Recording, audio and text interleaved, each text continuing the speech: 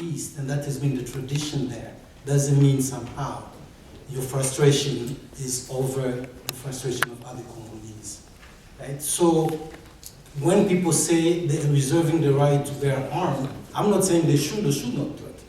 I'm just saying this is an option that we have acknowledged. 17 years of Kabila has not brought you peace in the East.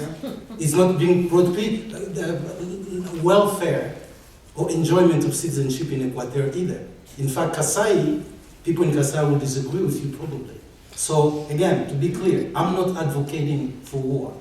Article 64 was so that Kabila will step down, and they had the president who step down. The moment they subvert the constitution, it is the right of any Congolese to take up whatever means they need to subvert it.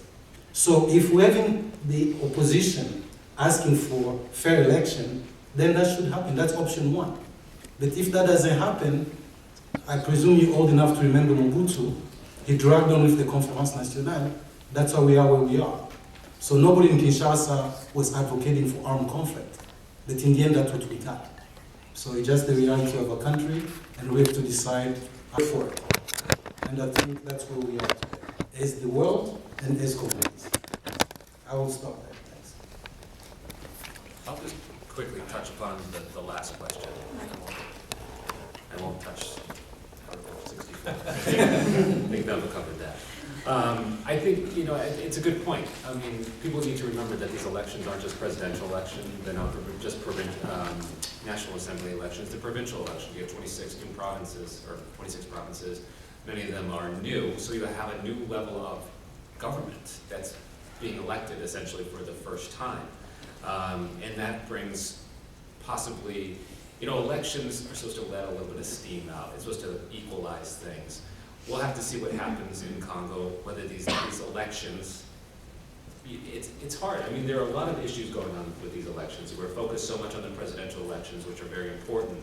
But who's to say that, in the Kivus and some of the Kasais or whatnot in the, Katanga region, some of these local elections could actually be decent. We worked with, the North Kivu Seni, and it was a good partner. And not to say that you can't throw the baby without, baby with bathwater. I think these local elections are extremely important. You're going to have new leaders, you're going to have new governors, and these provincial assemblies then, elect a new Senate. And so you have new leadership across the country. That is, if these elections actually take place. So there's a lot at stake here besides just the presidential election, which is obviously the most important, the biggest piece of the pie. But these local elections, these are significant areas of territory, people, and power structures that, may or may not cause, considerable, conflict or maybe ease conflict in some of these places. So it's a good question. I think we just have to wait and see whether these elections actually take place on December 23rd, how these elections play out at the provincial level. But I think many of us won't know that because there will be a lack of observation, observers, and we're going to really have to rely on, local observers, Sanko, the Catholic Church, and others to inform us on how they go. I'll leave it there. A little bit on all three. First on the bill, Sasha, we did say before, I think all of us think it's a very good thing, very important, and in particular, as you stressed, using all the tools that the United States has to intensify pressure. I sat on President Kabila and as close to him in terms of family and the associates that allow that group to steal so much, to amass so much wealth, that putting that pressure is the way to get to the change and the kind of good elections that we want. On Article 64, I want to emphasize that I think we should all value and treasure the nonviolent nature of the Congolese opposition. I talked a little bit about that before. Certainly, Dr. Mukwege, in being awarded the Nobel Peace Prize, is committed to maintaining that nonviolent nature and is not looking for anything other than that. But he wants results. He wants to see real elections, not a sham. In terms of the instability, I think, you know, there are many issues we could talk about. Of course, we're limited by time. But all I'd say in terms of the eastern part of the country and other parts of the country is there's been report after report that have documented that the instability that people in eastern Congo, in central Congo, and in other regions have suffered from, in many cases, has been fomented by and supported by the Kabila government itself. So it's not been a government, again, incapable of controlling this kind of regional instability and outbreaks. It's often, too often, been the government that sadly encourages that kind of local instability. And that leads to what I want to say about the local drivers of conflict. If we don't have free and fair elections on the 23rd, we will still be left with a situation where the current government has more often than not been fueling local conflict. So there are a series of things, not just the fact that there haven't been local elections ever, not in this century at all. They were supposed to occur in the context of the elections held in 2006. They didn't occur then, they haven't occurred since. But more positively, if we can find a way to start a real process to get to good elections, then you're absolutely right, of course. There is conflict embedded in Congolese society as there is in every society. And elections will not solve all of those, but a new government that would be committed to finding ways to reduce the sources of this conflict would certainly be dramatically better than a government that, again, too often than not, tries to find those sources of conflict and intensify them and use them for their own purposes. I would just say on the legislation that we discussed, you know, I haven't reviewed it in great detail, but I'll say this, just looking from again, I know most recently where I was, in the Zimbabwe experience, seeing what Zadera has done to help provide that framework for U.S. policy. It allows even implementers to understand where the lines are, and even the political leaders to see where they can and can't go. It's important that Congress take the lead on this. It's not going to be done by the bureaucrat in the State Department. And, you know, it's really important that those congressional leaders also aren't just doing it from Washington. I think really encourage congressional delegations, the staff delegates to get out there as soon as possible.